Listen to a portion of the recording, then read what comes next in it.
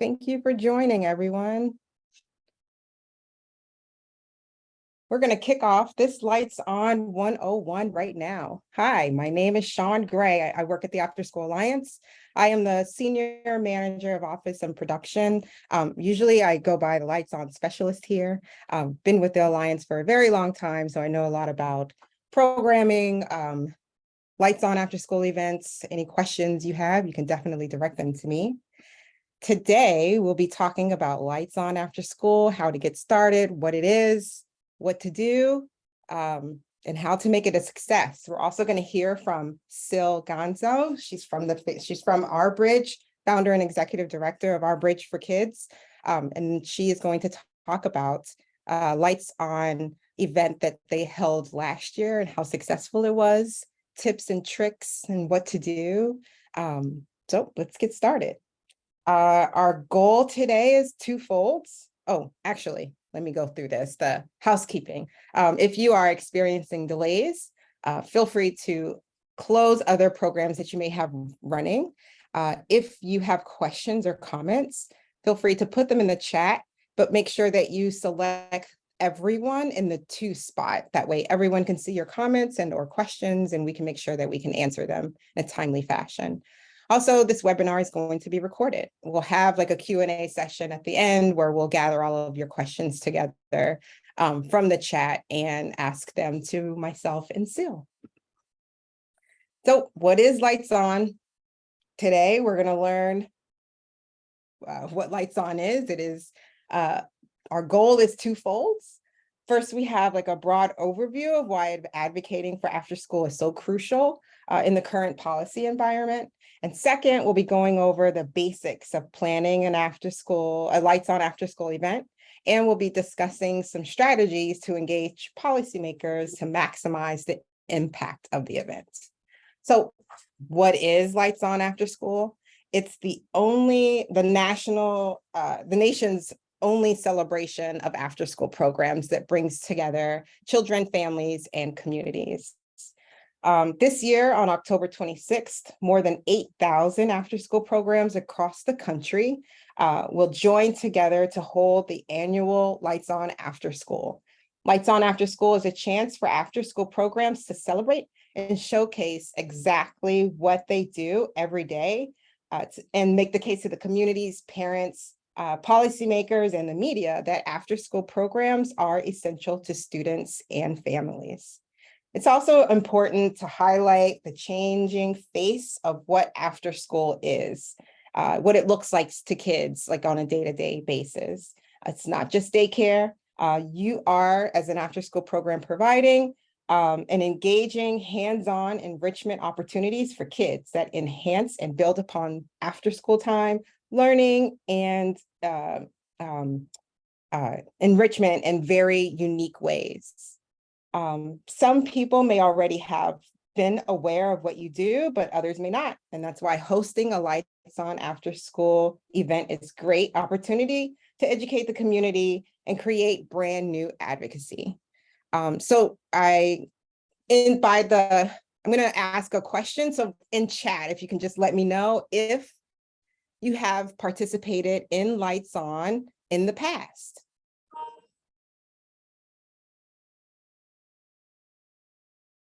Oh, man. Okay, awesome. We got a couple of yeses, a lot of no's, first timers.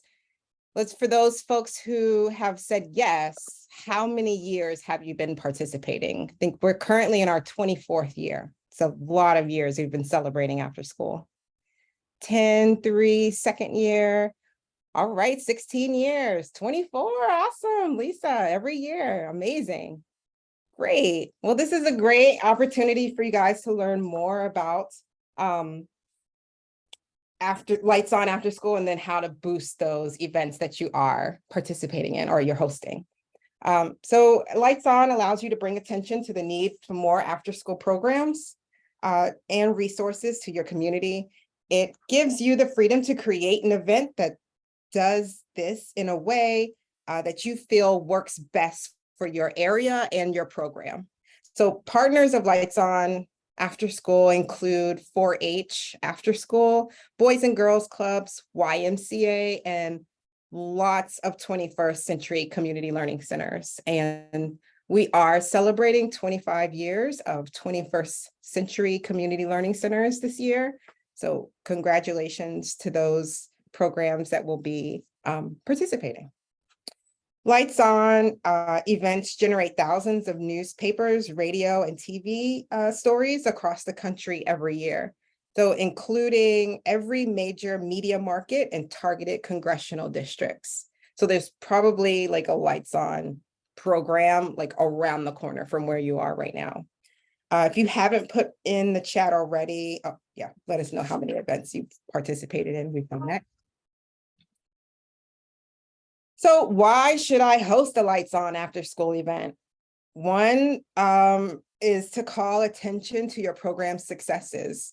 So at the point of hosting a Lights On event is to build a long-term relationship and support for your program with the community, and to familiarize the community with your program and the folks that are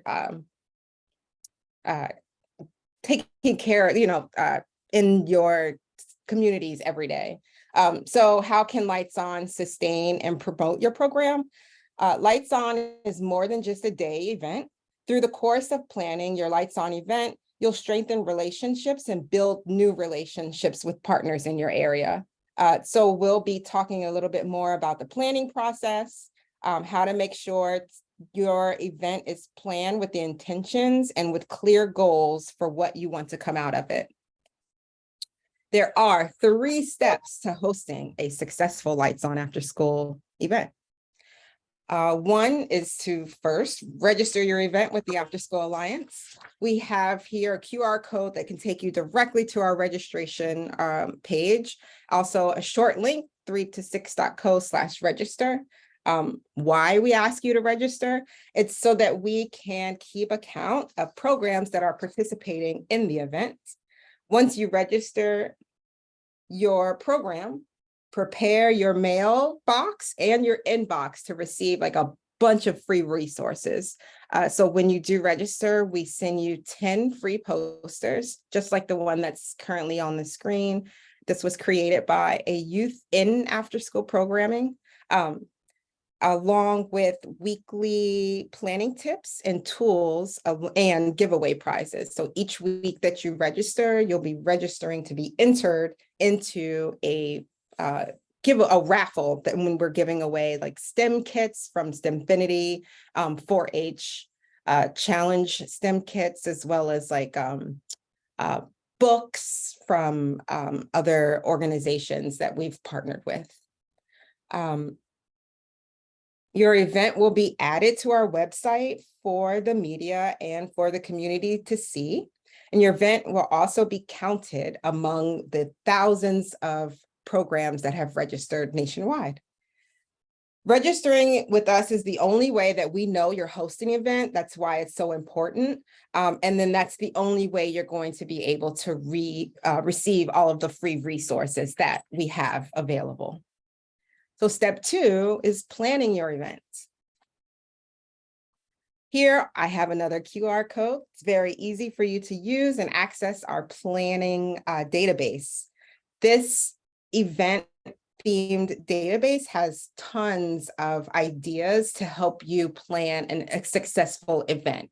It's sectioned out right now on this site by themes. So if you're looking to do a STEM learning theme, a life and work skills type thing, Lights On After School event, this event database will be a great way for you to look through what folks have done in the past. Get some great ideas to host a wonderful event.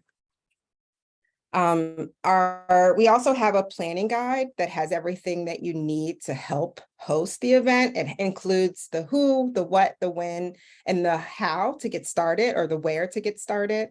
Who are you trying to reach with your message, and who is the best to deliver that message? So if you want to focus on youth voices, youth would be awesome way to get them involved in like speaking about their event or about their program at the event to the attendees. So that's the best way to like, deliver the successes of the program to the participants, would be using the youth. Do you want media coverage or a better relationship with your mayor or police chief? Also think about what other needs you may be needing. What can you feasibly do with the resources and the time that you have?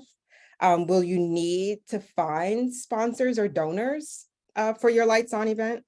And are there partners in their community that you can team up with? So have these things thought out when you're trying to plan a successful event. We also have a lot of tools to help answer these questions when you're starting to plan. One great way to showcase students is to make sure that they are involved with the planning and the execution of your event wherever possible, whether that be through demonstrations or giving speeches. They can actually be the tour guides of the event, planning out event activities, making decorations. Like there's no wrong answer to include the youth when planning. It's also important to involve partners however you can. So for example, enlist your board members to introduce students and ask donors to attend to see what they're up to.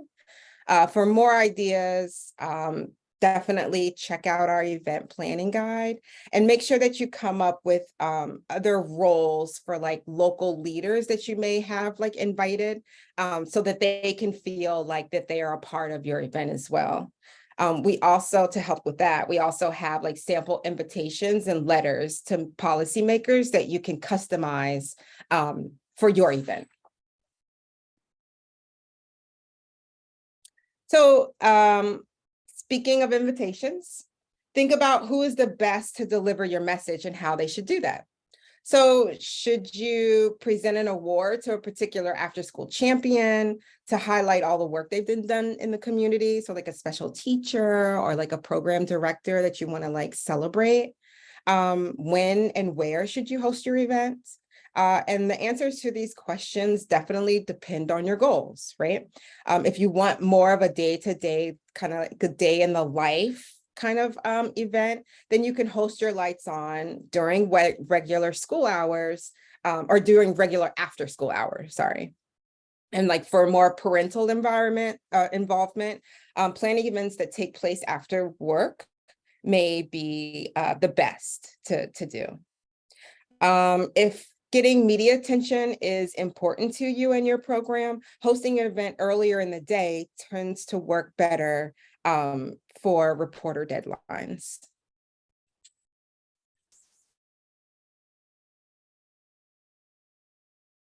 Events can be as easy as you allow them to be. They can be you guys getting together to decorate light bulb artwork that can be found on our artwork page.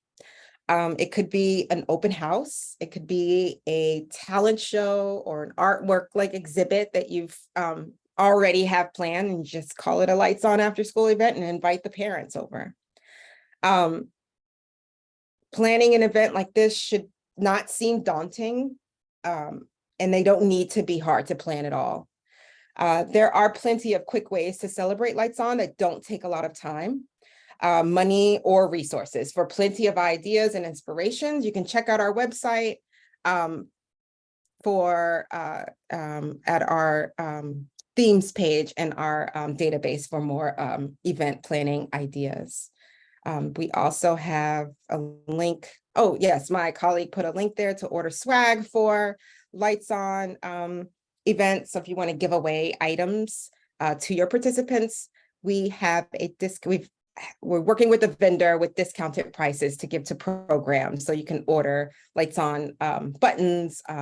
There's decals there. There's like pencils and pens, like a lot of fun stuff that kids and participants would love to take home. One easy way, like I said before, the decorating the light bulb. is an easy way to host an event. You just print out the light bulb from our artwork page. You have the kids decorate them. You can write, or you can have the students write what they love about after school programs on there. And you can get together and mail them to your elected officials' local state office with a note and a letter that says, we're celebrating Lights On After School, October 26th. We'd love for you to participate. If you can't, here's a bunch of light bulbs that, express how much these kids adore these programs. And then that a way you can set up a way for the kids or yourself, the program director, to deliver the light bulbs to the office and kind of make it build a relationship that way. It's a way for them to learn more about your program so that when we're talking to them on the Hill, they're like, oh, yes, I've visited this Lights On event. Those programs are amazing. We should definitely invest in more resources toward after-school programming. And open houses and site tours can be fun and easy way to showcase all of the great things that you do every day. Again, you can invite your local leaders and policymakers to join parents on the student-led tour. And then give them the opportunity to hear from those people who are directly affected by the program about the great work that you're doing every day. The youth and parents can also be the best advocates for your program.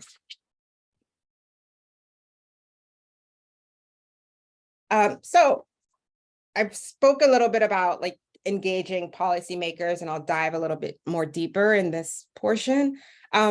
Policymakers at every level of government are crucial allies in expanding resources available to after-school programs.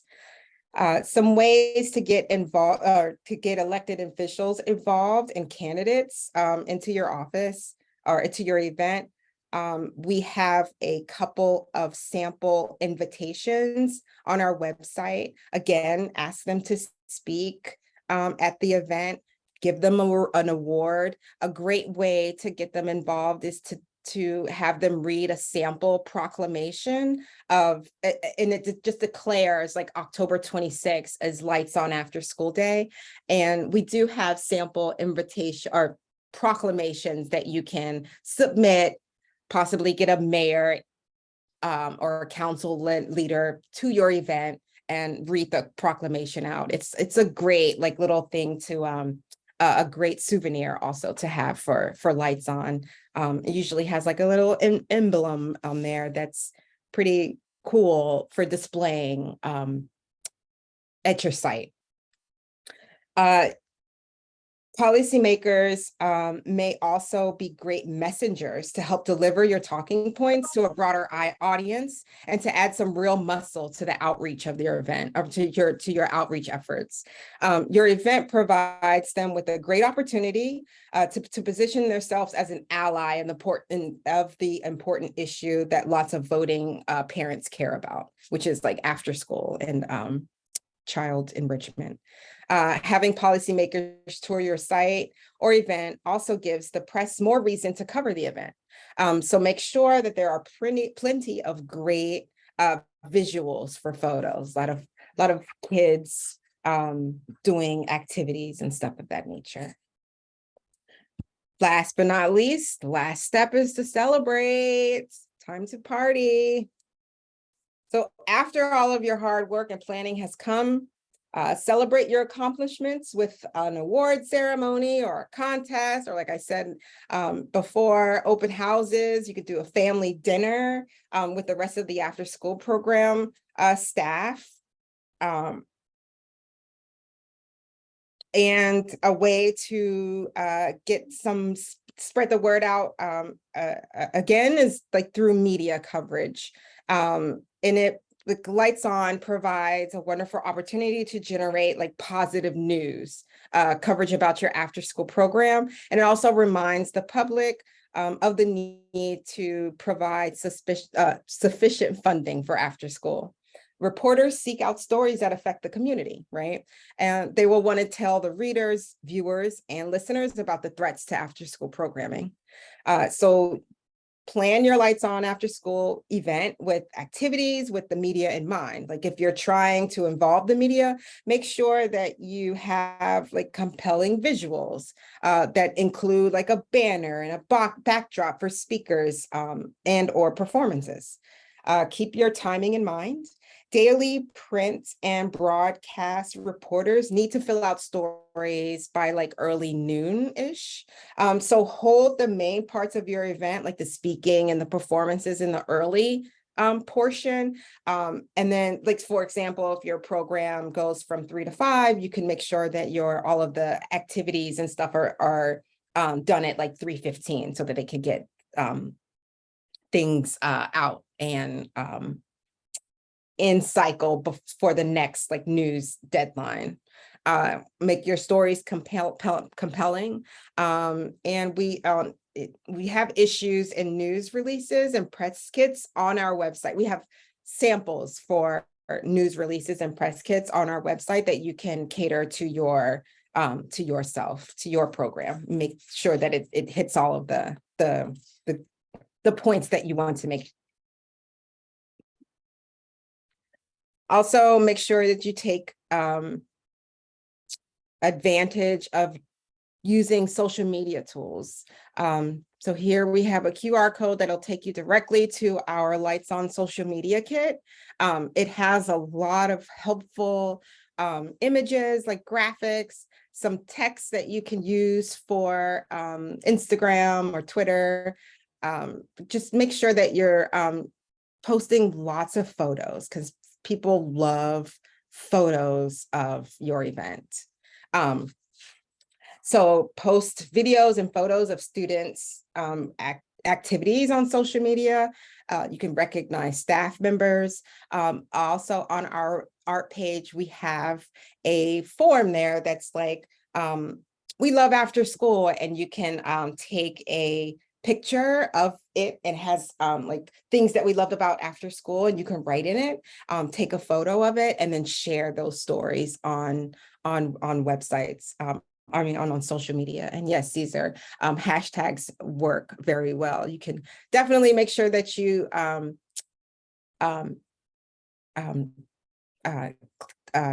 hashtag us at Lights On After School. Lights On After School. You can tag us. That's what trying to like remember the word. It's tag us at hashtag Lights On After School with every post that you guys do. Fun parts are we're still doing the Lights On, the light bulb challenge. So we'd love to see lots of photos on social of the Lights On light bulb challenge. And it's like easily getting a group of folks taking a picture of you guys like this. And you're like a little light bulb. It's so cute. And again, using social, make sure you create like lots of dances and songs and videos and graphics and stuff and post them all on TikTok. We're on TikTok. We're following you. We'd love to see it.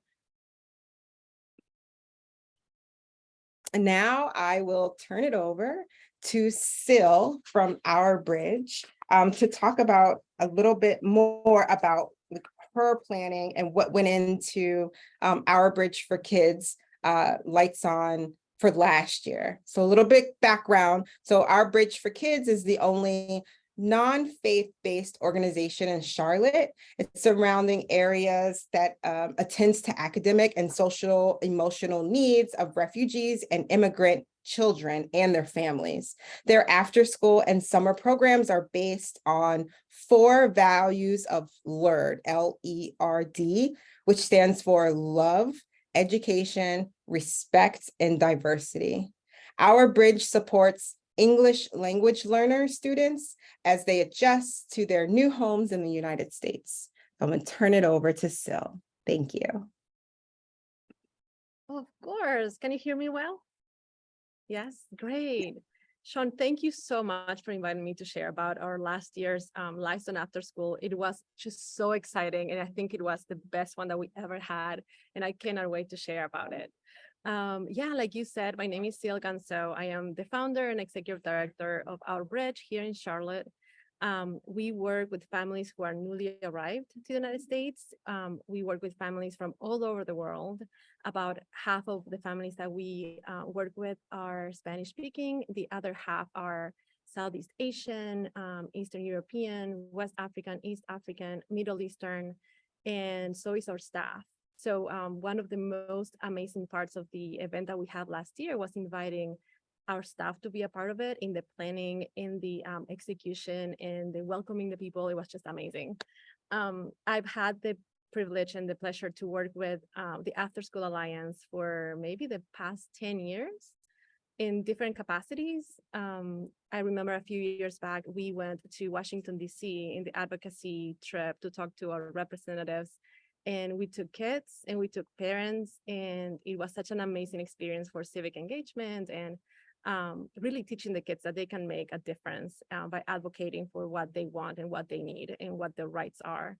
And I feel like Lights On After School is an extension of that. It's, helping the kids understand that, it's a right for them to have access to high quality after school childcare that provides great food and amazing activities that help them see themselves in a better future. So I'm very proud to be here.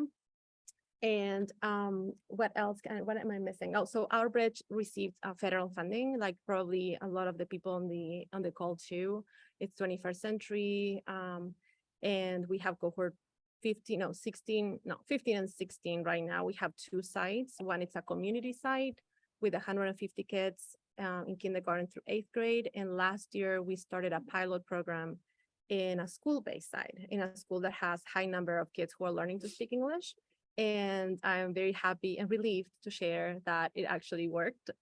We are going back for a second year at the school. So this year will be our first Lights On After School at a school site, which is very interesting. Okay, so next slide. So the idea for last year, and let me say, last year I was also one of the 2 North Carolina ambassadors for after school. And I was really bumped out by like all the swag and all the information that the Alliance gives us. So we were really, we had all the tools we needed. And the idea for our event last year was based off the Van Gogh exhibit that we had here in Charlotte, the immersive Van Gogh. And we took the kids there last summer. And while we were there, I was like, how amazing it would be if people could see and feel and experience what it is to be a bridge kid, what it is to be part of the after school program. And I've been thinking about it for like 3 months until the Lights On After School time came by. And I said, okay, we're going to transform the event into an after school day for adults. So we wanted to make sure that the people that we invited saw and felt the activities that the kids did, but in an adult version, in a way that they can learn and be educated about not only the work that we do, but also about the number of immigrant and refugees that are coming to Charlotte, because we also advocate for our families, and the need for more funding and more after-school programs to be accessible to the kids throughout Mecklenburg County, which is where we are. So we started, of course, I mean, if that picture right there, if I speak very, very fast, you have to stop me because I get very excited and I just like run with it. So you can, Shaun, you can like go like this and I'll say, slow down, I'll take a breath. We, like I said, we have a very diverse staff. We're a team of about 45 people. And 80% of us are refugee, immigrant, and first gen. So we wanted to make sure that the dinner that we offered on the day of the event was representative of our kids and our families. So we had an array of different foods from around the world and different drinks and different desserts that we got from partnerships with a few restaurants that we have partnerships with in the area.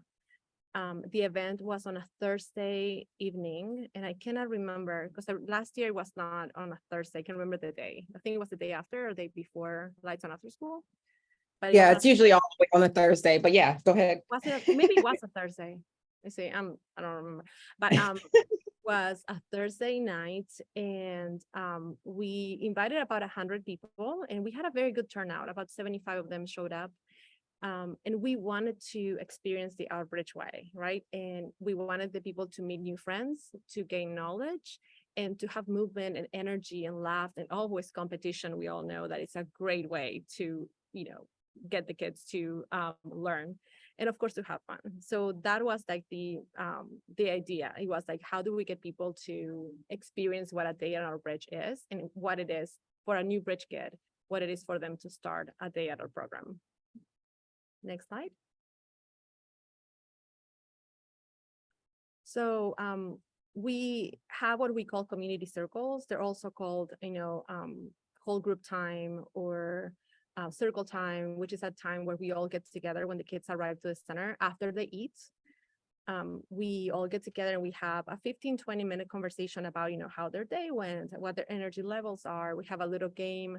We give information about what the day is going to look like, any upcoming events for the kids. So all of that we translated into the community circle with all of our guests here that you can see. We did the welcomes, we did our introductions, and what introduction, our team, all of our team was there. We shared the schedule and we did a quick game with the people just to get them off the seat. They all sat down with the people they knew, as we all do when we go to these networking events, but as they were coming in, we had two of our bridge kids who are the kids of one of our staff. They're from Burma, and the kids were welcoming the people, and they were, I think they were like giving them, they were giving them a piece of paper that was from 1 to 3, just randomly. As they were coming in, is 1, 2, 3, 1, 2, 3, 1, 2, 3, and the people just walked in, had no idea what that was for, but we told them, you need to keep it, you'll see. And as people sat together with the people they knew, they all were mixed up, right? So after community circle, we were like, well, now we're gonna do a rotations activity as if it was a fun Friday. So we're gonna have 3 rotations of about 20 minutes each. So if you have number 1, stand up and you're gonna go to room 1 where you're gonna have a trivia game. And if you have number 2, you're going to stand up quietly, push your chair, clean your table. And we're going to go to room 2, and you're going to talk about ourBRIDGE theory of change and our logic model, why we do what we do. And that station was called the science behind ourBRIDGE. And then if you have number 3, you're going to go through this door, push your chair, clean your table, and you're going to head towards the other room, and you're going to learn how we do it. And that was like meet the staff kind of thing. So they were all like super awkward. It was so fun. Because they're like, okay, what number do you have? I have 2, I have 3.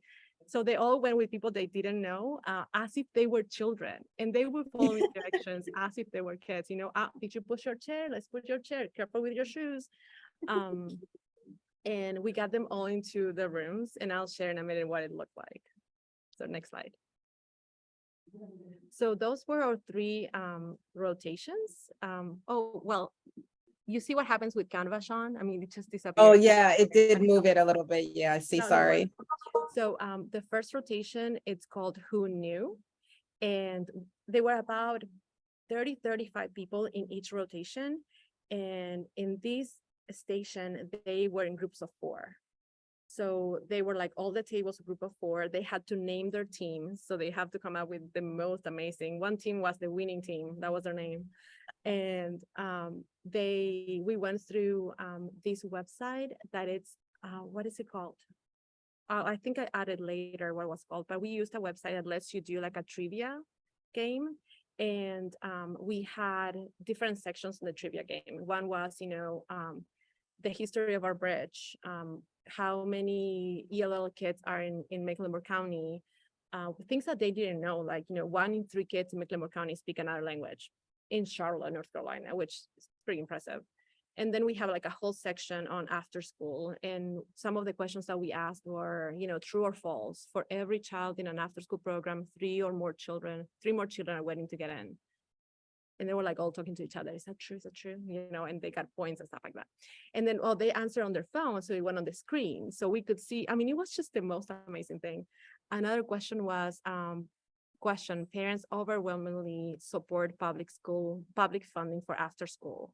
And it's true. And of course, the fact is like 89% of parents support funding for after school. And then the other question was for after school, how many children in North Carolina are unsupervised after school? and they had to guess a number. And I think the questioning it was like options, 3, 14 million, and then 198,460, which is the answer. So it was very, very cool to hear them like talk to each other, and they didn't know each other. So they had to, get to know. And then the other station was the science behind our bridge, where our director of evaluation shared about the logic model, the theory of change, and why we do what we do, and why we believe it helps, and why we believe it's impactful and important that kids who are newly to the United States have access to after school, especially, because our parents mostly work second shift. So it's a lot of like unsupervised situations going on. And it was a very, very cool understanding of going deep into the data. And a lot of people love that, data and evaluation and stats and all of that. They loved it. And then the third one, there was a game also, a literacy game that was led by our after school staff. And that was totally led by the staff. And the program managers and the family support managers shared about, the work they do and how important it is for them to continue to support after school. And that was also competition based. And each rotation was about 20 minutes. So every 20 minutes I would go in and say, okay, 5 more minutes. And then they would have to stand up, push the chair, walk out and go like this. It's just as we do with kids on Fridays. Next slide. Oh, sorry. Yeah. So that's the quizmaker.com.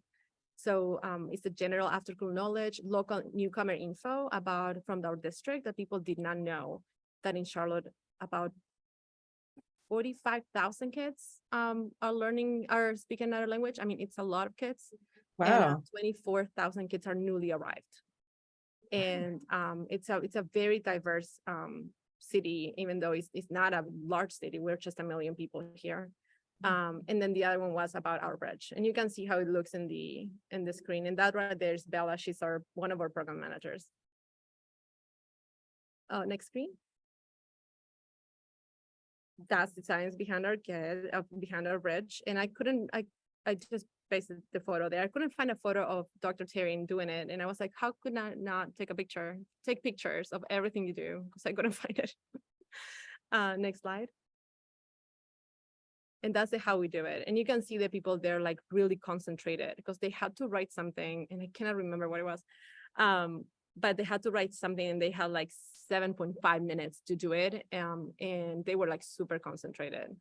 And they all won little prizes and a huge picture with our LEARD acronym later. So it was a lot of social media, and they were so proud as if they were kids. It was fun. That's amazing. Yeah. Oh, those are the winning teams, and those are Charlie and Isley, the kids that were giving them the numbers as they came in. So those are the winners of of each station. And the guests that we invited, of course, were elected officials, school principals, the teachers, donors, board members, and advocates. We have other events throughout the year that are community events open to everybody, that we're going to have the Fall Fest, and we celebrate World Refugee Day. But I felt like this one was more to understand the need, why people who have the resources and has the access to make decisions, why can they advocate better for us? And I swear, I mean, it was amazing. We also announced the fact that we were going to have another building being donated to us at that event. And it was great. I mean, everybody stayed, like, it was from 6 to 8, and I think it was like 9:30. We still had people talking. Like, they were not leaving. It was super cool. Next slide. We also had the proclamation. And we had the lights up in the Bank of America building, and we celebrated together. And it just looks so cool at the entrance when you walk in to have that. And it's really not a hard thing to do. You just call your, I mean, it looks very fancy, but you just need to call your local representative and your city council person, and they will read it on the night of the, like here in Charlotte, Monday nights. They will read it on the day that they do the city council meetings, and then they give you that beautiful thing. It was pretty cool. Next slide. So the takeaways for us of all of them, all of the events that we've done in the past, I think that the most important part was like staff took the lead. So it wasn't just me talking again as executive director, talking about the work. It was the staff talking about what they do. And because we are part of the community that we work with, it's very easy to answer questions. I mean, we have people that speak 13 languages. So when, guests had questions about, so how do you communicate with the family that is newly arrived? Well, most likely we have somebody on staff that speaks that language and supports that family directly. So having staff taking the lead in planning the events, leading the games, and really them building relationships with people is a huge opportunity for themselves for social capital. Actually, one of our staff who had just gotten her undergrad met with a professor from UNCC that came, and that professor connected her to get her master's, and she had like funding for it.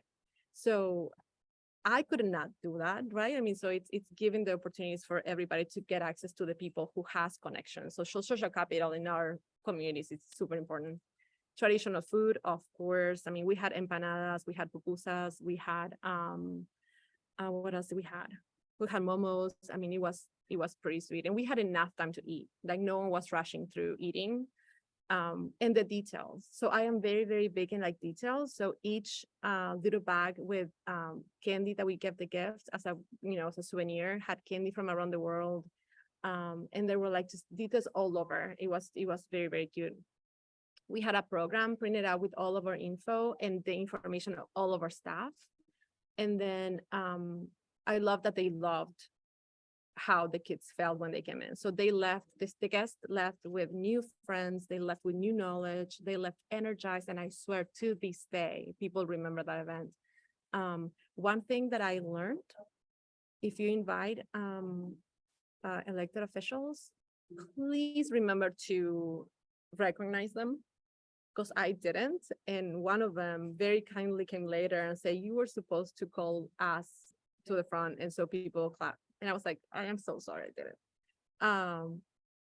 It was a weird, awkward situation. So I don't want anyone else to ever have to go through that.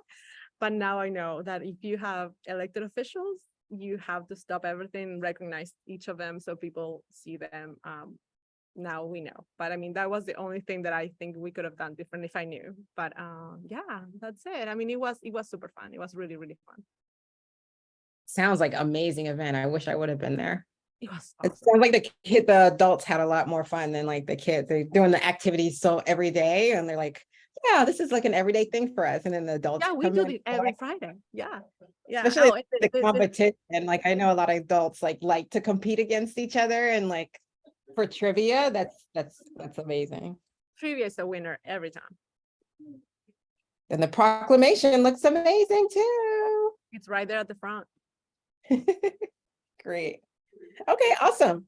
Thank you so much, Sil. It's so Of great course. to hear I'm here from if anyone has directly any a questions. program to like explain how easy it is and what you get out of hosting a Lights On After School event. And I'm going to open it up to any questions that folks may have.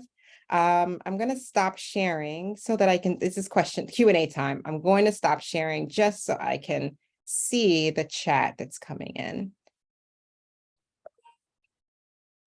But for right now, I do have a question of when is the latest time to register in order to get our posters in time? So the latest to register for Lights On would be October 12th.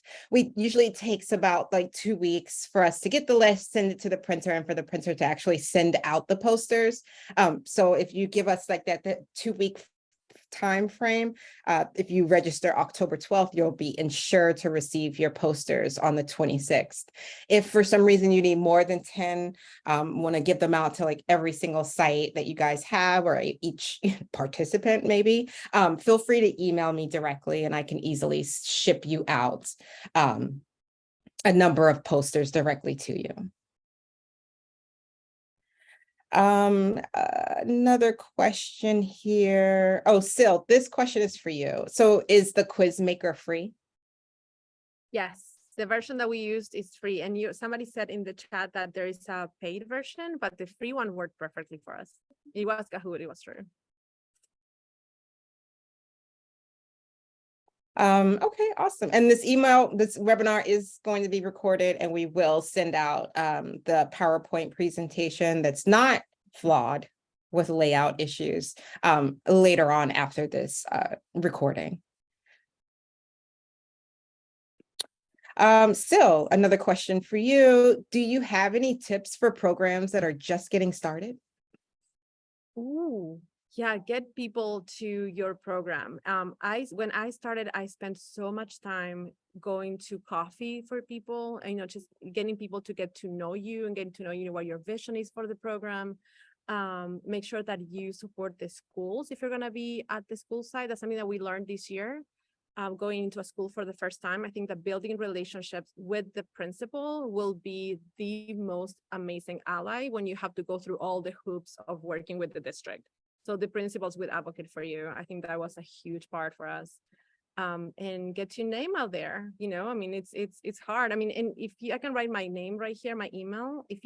I'd be willing to share everything I've learned, because I mean, it was a journey. But if you want to, talk about it, please email me. Any questions? I'm available. There you go. Awesome. Thank you so much. One other question for out there is, for those that have done several years of LOA, what do you suggest, like, to switch it up year to year? They're doing their 4th year of LOA and feel like they're repeating activities for kids. You guys do a week-long celebration, which is amazing, right? Week long of after school celebrations. I want to call me up. I want to attend all week. But we do have an event database that has a lot of information that you can break down for expert level, like if you're a beginner or an intermediate or like a beginner. No, the middle part. It also goes by themes. If you're looking to do a STEM event or a physical activity type of event, and other fields for you to put in there, and then a listing of ideas will come up in our event database. It's very helpful, and I believe we'll put a link in the chat for you guys to go directly there.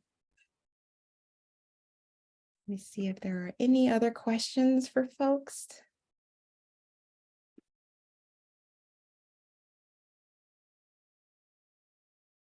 Let me see. Loved everything you both share. We are trying to break this up into 2 parts. One for press conference with our main school system on October 25th during the day, so we can get media and legislators. That's awesome. And then doing a showcase with students on October 26th in the evening. They are also invited to the legislators and media. So our parents board and donors can join. Have you ever seen anything like that? And do you think it's a bad, meh, or good idea? No, absolutely. And I don't know if you heard the question that I just read out, but it's just that they're having a 2-part kind of event. One event is going to be like a press conference, and then the other event is going to be including the youth. I think that's a great idea. We've seen programs that have done that same thing, where they'll have a kind of adult themed event, where they're honoring after school champions or people their superintendent or the policymaker. And then later on, we'll do something with the kids. But both ideas sound amazing. I think they are both great Lights On ideas. And if you need any resources going forward, we'd be very happy to help you in planning that event. Oh, Sil, another question for you. What are you planning this year? How are you going to top 2022? It's hard. I'm telling you, it's hard. But we're going to pair it with our Fall Fest that same weekend, the weekend right after, because we're starting our 10th our 10th anniversary. So it's September 2014, which means 2024, which means that we're starting our 10th year. So this year we're going to be celebrating our 10th everything. So it's the 10th Fall Fest, and we're going to pair it with Lights On Afterschool. So we're going to have a huge community event. Last year, about 400 people came, And this year we're going to like have a booth with information just about after school and outside in the garden. And inside is going to be like a gallery with the kids' work and kind of the schedule. And of course, our staff is going to be there. It's going to be much more, it's going to be open for everybody. So our kids and our families will be there. We're going to have, so excited about this. We're going to have grilling around the world. So outside, we're going to have like grills with Mexican carne asada, Argentinian grilling, because I'm from Argentina. So somebody there is going to have to work. And then halal grilling, veggie grilling, Korean grilling. And then inside, we're going to have a potluck of sweets, like dessert potluck, while we celebrate the Lights On Afterschool. So we're going to have like a whole corner in yellow with Lights On Afterschool. But it will be like open to the entire community. I'm very, very super excited about it. Sounds amazing. I love anything with food. I think you can get anything you can get anywhere with food. Food, always. They were like gonna have food, we're gonna have pizza, we're gonna have empanadas, like they're all gonna be there. Yes, I love it. I mean, it's I don't know if it's gonna top last year's, but I am so hyped for this one too. Yes. And then another question, are we mailed the posters? Are we emailed the posters, or do you get physical copies? My friend, you get 10 free physical copies. Like they're glossy and they're foldable. You can touch them and feel them and like hang them up in your classrooms everywhere. So yes, they're hard copy posters. They're like 15 by 22. So they're pretty large. And you'll get 10 in the envelope when you register. And again, you can put your send me an email and we can put some more additional ones in the mail for you. They also have like a little space down at the bottom if you wanted to put like the time and date of your event on the poster directly.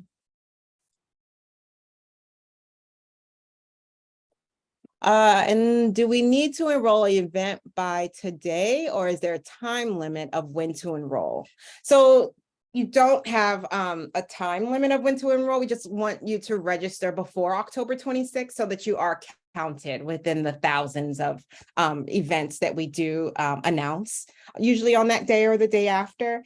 It's nice to know what you're going to have planned when you do register, but you don't have to. Like, you'll create an account and you'll be able to go back into that account to make any adjustments. And you can do that year after year, after year after year, after year after year, since you'll be participating multiple times. And no, it does not have to be held on the 26th. So whatever your program allows, the timing, the budget, if you want to celebrate for a week in November, that's totally fine. Just let us know what you want to do. That way we can help you promote and then list you on our website.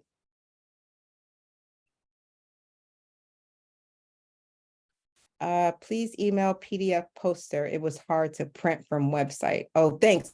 Yeah, no, you can. I'm sorry. Yeah, what I'll do is I'll put a link to the poster to the poster on the website that kind of like opens an email, and you can send me an email. And I can send you the hard copy, like the raw file, so that the printer actually has the full file and all of the colors and stuff if you want to print a lot of them for yourself. And if you just want me to mail you a lot, I can do that too. And congratulations, Melanie, for this being your first year. Let us know if you need any help with planning, and check out our website. It has a lot of stuff there that'll help you. And I am going to answer one more question. Let's see.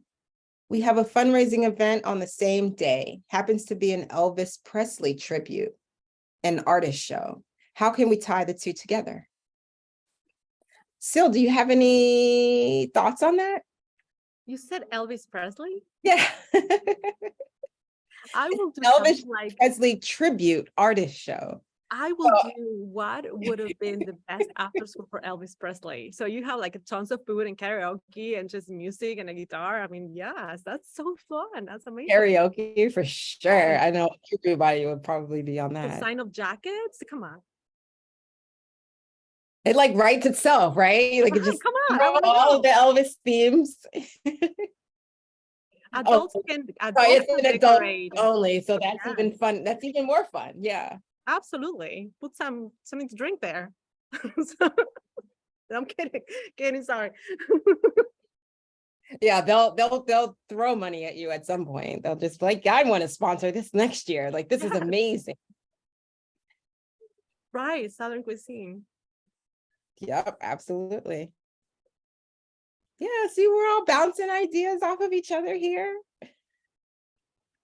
All right, it is 2:57. I am so excited that you guys are excited to host a Lights On event. Thank you so much, Sil, for coming on and talking about our Bridge for Kids, your 20 Lights On 2022 event, and everything like so special about it.